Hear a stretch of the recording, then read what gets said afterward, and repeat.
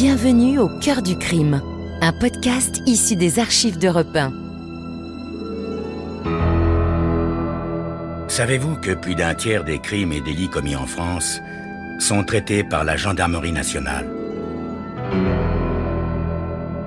Bonsoir, je m'appelle Yann Kermadec. Je suis commandant de gendarmerie. Je dirige une section de recherche dont la mission essentielle est une mission de police judiciaire.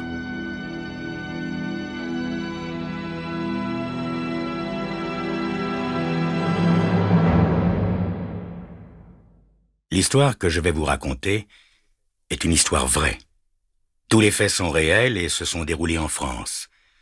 Seuls, les noms des personnes et des lieux ont été changés. La nuit venait juste de tomber. La journée avait été rude pour Bernard Ruffier et sa femme. Ce 1er novembre était inscrit en rouge sur les tablettes de Bison Futé en raison des grands retours de la Toussaint, et dans la station-service, dont les Ruffier étaient les gérants, on n'avait guère le temps de rêvasser. Les 4 employés étaient rentrés chez eux et les Ruffier achevaient de dîner, goûtant ces instants de détente après le stress d'une journée harassante. La chienne Valentine, un boxer affectueux et gourmand, entamait un plantureux repas quand, soudain, ses maîtres la virent bondir en grognant vers la porte donnant sur le jardin. Bernard Ruffier se lève. Si Valentine grogne en délaissant sa pâtée, c'est qu'il y a un intrus dans le jardin, sûrement un chien qui erre en quête d'aventure. Bernard ouvre la porte et Valentine se précipite dans le jardin en aboyant. C'est alors que 2 silhouettes surgissent de l'ombre, menaçantes. Des rôdeurs sans doute, que la chienne va faire fuir à coups de croc. Mais 3 coups de feu retentissent dans la nuit et Valentine, affolée, rentre dans la cuisine par la porte entr'ouverte sans demander son reste. Quand Bernard Ruffier, surpris, effrayé par cette attaque imprévue, veut fermer la porte, il éprouve une forte résistance et doit s'arc-bouter de toutes ses forces pour empêcher les malfaiteurs d'entrer dans la maison. Sa femme, Jocelyne, tremble de tous ses membres. Bernard, sur le point de céder, l'appelle à la rescousse. « Jocelyne, viens m'aider à pousser au lieu de paniquer !» Jocelyne s'exécute et enfin, à eux deux, ils arrivent à fermer la porte contre laquelle la jeune femme reste appuyée. Bernard crie à tue-tête « Je prends le fusil! Appelle les gendarmes !» Un 4e coup de feu répond à cet avertissement. La balle a traversé la porte, touchant Jocelyne Ruffier qui s'écroule, grièvement blessée. Bernard, hébété, ne peut que hurler « Jocelyne !» La chienne Valentine se précipite en gémissant sur sa maîtresse qui gît inanimée sur le carrelage de la cuisine. Comme dans un brouillard, Bernard Ruffier entend des bruits de pas précipités qui résonnent dans la nuit. Un 5e coup de feu est tiré pendant que les malfaiteurs prennent la fuite. Le souffle coupé par l'émotion, la voix brisée, Bernard téléphone à la gendarmerie pour appeler au secours. « Venez vite, on a été attaqué. Je suis le gérant de la station-service des 4 chemins. On nous a tiré dessus et ma femme est blessée. » À la section, tout le personnel est en alerte et je reçois un coup de téléphone du commandant de compagnie qui me demande de prendre l'affaire en main. Je me rends immédiatement sur les lieux de l'agression après avoir fait diffuser un message d'alerte à toutes les brigades du département et des départements limitrophes. Des postes de contrôle sont établis dans les plus brefs délais par toutes les brigades sur les principaux axes routiers de la région. À 22h30, je suis sur place avec 2 de mes hommes et le chef Beauvais, technicien des investigations criminelles. L'ambulance vient d'emporter Jocelyne Ruffier, toujours sans connaissance et qui semble sérieusement blessée. Son mari, terriblement angoissé, ne veut pas la quitter et part lui aussi vers le centre hospitalier régional. Le chef Beauvais prend des photos de la cuisine dévastée et de la porte donnant accès au jardin.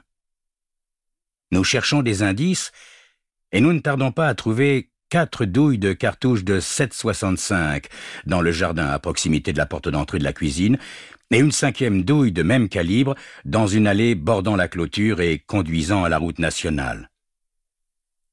Le grillage de la clôture est abaissé en 2 endroits. Les agresseurs ont dû y prendre appui pour l'escalader et sortir du jardin. Ils doivent apparemment être jeunes et agiles car ce grillage est assez haut, mais il manque de sang-froid, puisque le portillon d'accès au jardin, situé à proximité, est ouvert et ne possède qu'un système de fermeture très sommaire. Je demande que l'on fouille les bois voisins entourant la station-service. Plusieurs de mes hommes se mettent à l'œuvre et, rapidement, découvrent dans une allée sans issue, longue d'une 30aine de mètres et débouchant sur la route nationale, des traces de voitures. Cette allée se trouve à une 100aine de mètres de la station-service des 4 chemins. Les traces de pneus montrent qu'un véhicule a été garé là en marche arrière et qu'il a quitté son stationnement très rapidement, si j'en juge par la terre arrachée, pour s'engager sur la nationale en direction du nord. Le chef Beauvais relève les empreintes du pneu arrière gauche. Les dimensions du pneu et l'écartement des roues permettent d'avancer des hypothèses sur le type du véhicule en cause. La voiture des malfaiteurs pourrait bien être une Peugeot 205 GTI. Les messages radio sont diffusés au fur et à mesure que les renseignements sont recueillis. Toutes les brigades du département en sont informées. De retour de l'hôpital, où sa femme est toujours dans le coma, Bernard Ruffier a pu témoigner de ce qu'il avait vu. Malheureusement, tout ce qu'il peut nous dire, c'est que les agresseurs étaient 2, qu'il n'a pas pu voir leur visage et qu'ils ont tiré 5 coups de feu. À 3 heures du matin, n'ayant donné aucun résultat, les postes de contrôle routier sont levés. Il faudra attendre le lever du jour pour procéder à un nouvel examen méthodique des lieux de l'agression. Le lendemain matin, dès 8 heures, nous sommes à nouveau sur place à la station-service, à la recherche de nouveaux indices. C'est en passant le jardin au peigne fin que le chef Beauvais, qui a l'œil perçant, trouve au pied de la clôture un bouton en plastique de couleur gris foncé. Justement, à cet endroit, le grillage a été abaissé et une maille est déformée, comme si elle avait été tirée vers le haut. Le bouton en plastique gris retient toute notre attention. Étant donné son état et celui du fil qui y est encore fixé, nous déduisons qu'il a été perdu là récemment. Il a dû être arraché du vêtement de l'un des agresseurs. Ce renseignement est immédiatement diffusé par radio à toutes les brigades. Je fais également paraître un article dans la presse locale, invitant toute personne ayant circulé sur la route nationale 67 le soir du drame à venir faire une déposition à la gendarmerie. À peine l'article paru, un vieil homme se présente spontanément à mon bureau. « J'ai lu l'article dans le journal, alors je viens vous dire ce que j'ai vu. Sur le moment, ça m'a paru bizarre, mais j'y ai point trop prêté attention. Soit on voit tellement de choses de nos jours, et c'est en voyant votre appel à témoin dans le journal que j'ai compris que ce que j'avais vu, c'était pas normal. Hein. Bien, tout d'abord, monsieur, merci d'être venu si rapidement. Alors, dites-moi ce que vous avez vu. Eh bien, j'étais dans ma voiture et je roulais en direction de Saint-Dizier quand je suis passé devant la station-service des 4 chemins. Il devait être 10 heures du soir, peut-être un peu moins. J'ai vu 2 hommes qui sortaient de l'allée bordant le jardin et courant sur l'accotement de la nationale. Il y en a un des 2 qui était vêtu d'un imperméable foncé, puis l'autre avait un imperméable clair. Voilà. J'espère que mon témoignage pourra vous aider à retrouver les agresseurs de cette pauvre femme. Je vous remercie, monsieur. Le bouton trouvé dans le jardin ressemble tout à fait à un bouton d'imperméable. Nous pouvons ainsi compléter le signalement des malfaiteurs. Tout au long de la journée, d'autres personnes se présenteront à la suite de l'article paru dans le journal, mais, hélas, leurs auditions n'apporteront aucun élément intéressant. L'enquête piétine et ça n'est vraiment pas le moment. Voyez-vous, dans une affaire comme celle-ci, c'est tout de suite qu'il faut découvrir les coupables. Après, il risque fort d'être trop tard. Alors que faire? Comment les retrouver avant qu'ils ne s'évaporent dans la nature? C'est ce que vous saurez dans quelques instants.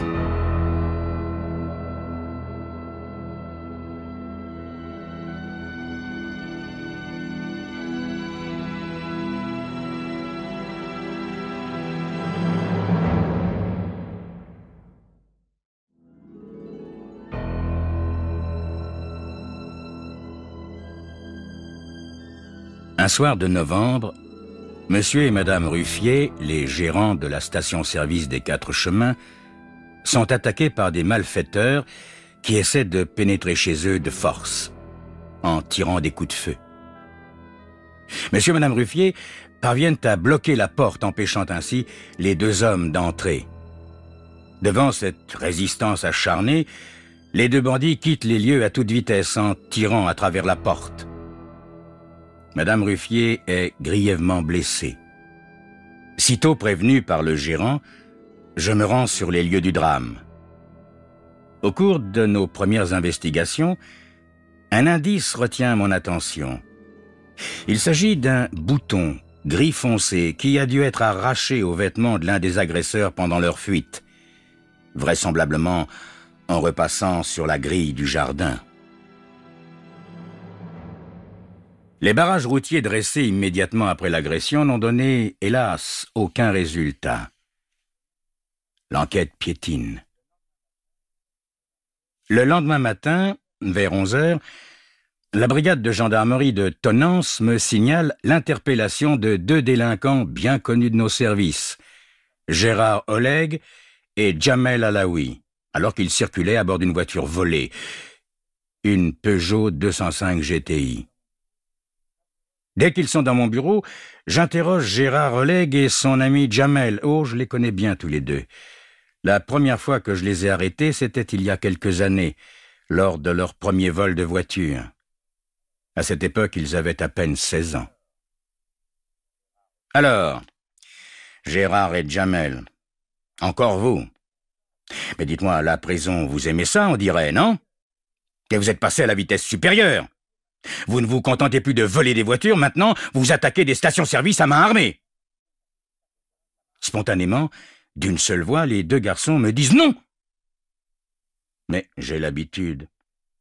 Jamel et Gérard ont pour principe de nier, quoi qu'il advienne.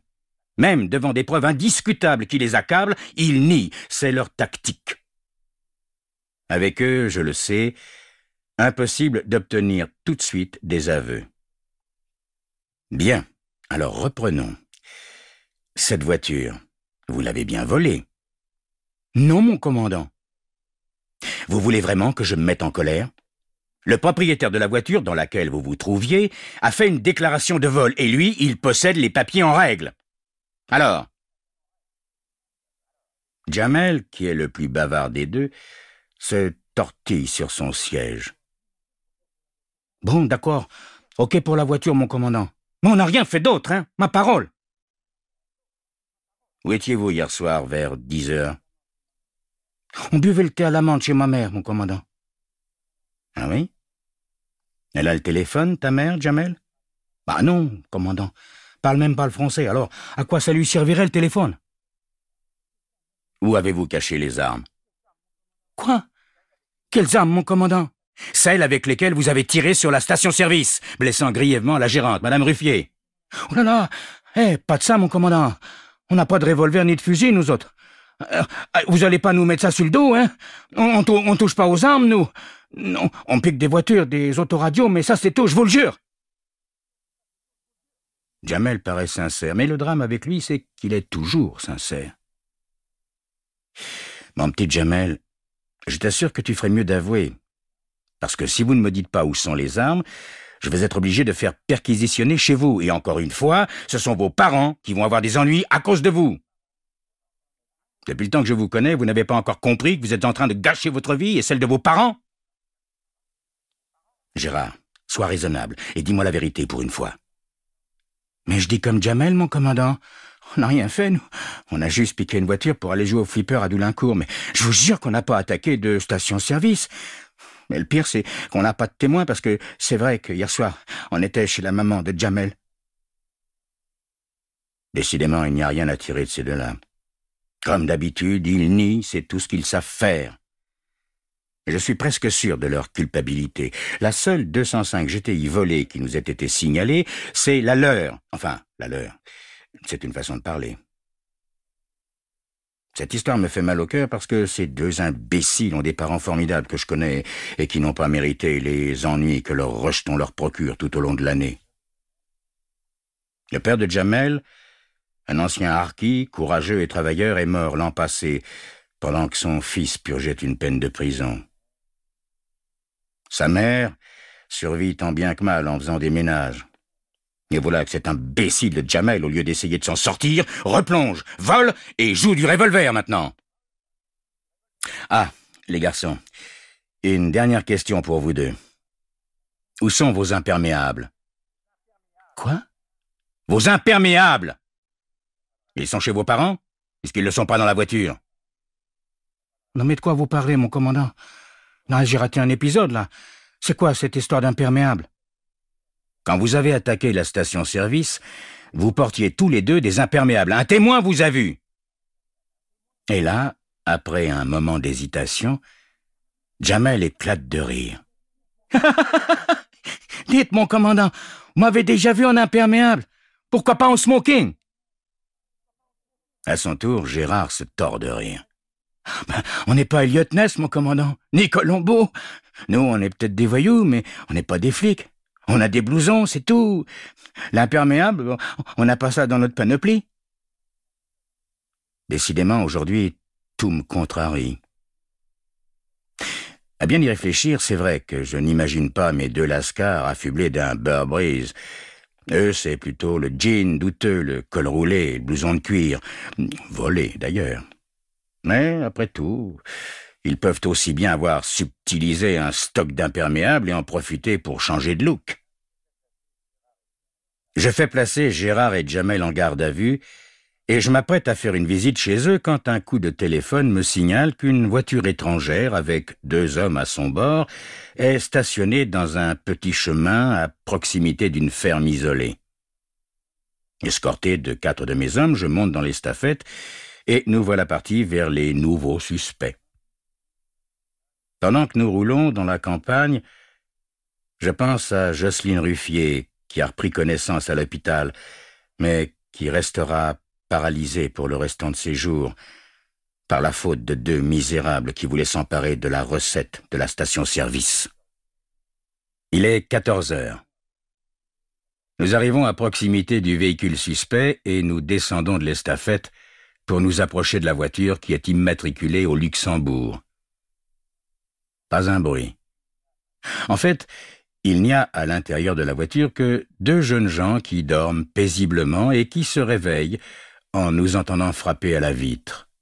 « Bonjour, messieurs. Les papiers du véhicule, s'il vous plaît. » Les 2 garçons, encore ensommeillés, me tendent les papiers qui sont en règle et m'expliquent qu'ils reviennent de vacances et s'en retournent au Luxembourg. La route étant longue, ils se sont arrêtés là pour récupérer après un long voyage au cours duquel ils avaient pris bien du plaisir à sillonner les routes de France. Tous 2 sont étudiants, sympathiques, genre fils de famille. Je demande à voir leur papier d'identité et là encore, pas de problème. Ces jeunes gens n'ont apparemment rien à voir avec les voyous qui ont attaqué hier soir la station-service des 4 chemins. Je leur rends leurs papiers et nous regagnons, mes hommes et moi, l'estafette, après leur avoir souhaité un bon retour. Au moment de démarrer, je ne sais pourquoi, une sorte d'intuition, je redescends de la voiture et reviens sur mes pas. Mes hommes me suivent interloqués. « Pardon, messieurs, est-ce que vous avez des imperméables ?» Les jeunes gens me regardent sans comprendre. Oui, ils ont des imperméables, et ils les prennent sur la banquette arrière pour me les montrer. Il y en a un gris foncé et un beige clair. L'imperméable gris foncé n'a plus que 2 boutons, le 3e est manquant et semble avoir été arraché violemment, si j'en juge par l'accroc. Je fais descendre de voiture les 2 luxembourgeois qui sont pris en main par mes hommes pendant que je fouille leur voiture.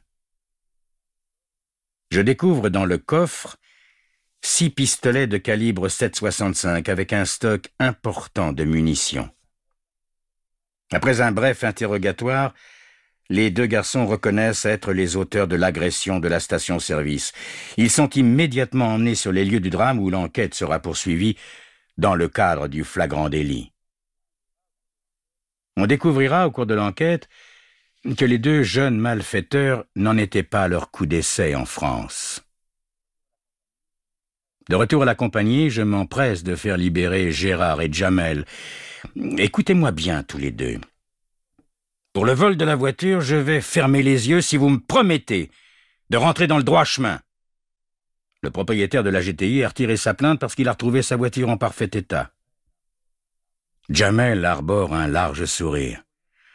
On est des garçons soigneux, mon commandant. On aime les voitures, pourquoi on les abîmerait? On n'est pas des casseurs tout de même. Écoutez-moi les garçons. Si vous pouviez éviter, désormais, d'emprunter des voitures, ça m'arrangerait. Travaillez, commencez par vous payer une mobilette.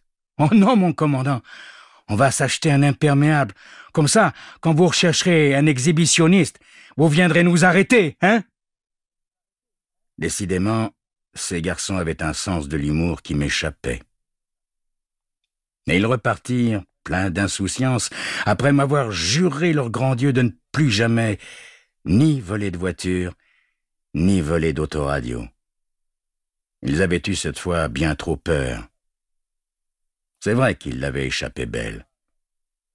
Et moi, j'étais très heureux qu'ils ne soient pas coupables d'attaque à main armée. Certes, ils ne deviendraient pas des modèles de vertu du jour au lendemain, mais peut-être finiraient-ils par réaliser qu'il n'y a rien de plus précieux sur Terre que la liberté. Ce que n'avaient pas compris les deux étudiants luxembourgeois qui, eux, n'étaient pas prêts de sillonner à nouveau les routes de France, ou alors en fourgon cellulaire. Mais le plaisir n'est pas le même, n'est-ce pas?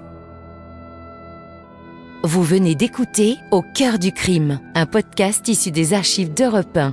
Réalisation Julien Tarot. Production Raphaël Mariat. Patrimoine sonore Sylvaine Denis, Laetitia Casanova et Antoine Reclus. Promotion Marie Corpet. Au cœur du crime est disponible sur le site et l'appli Europe 1. Écoutez aussi l'épisode suivant en vous abonnant gratuitement sur votre plateforme d'écoute.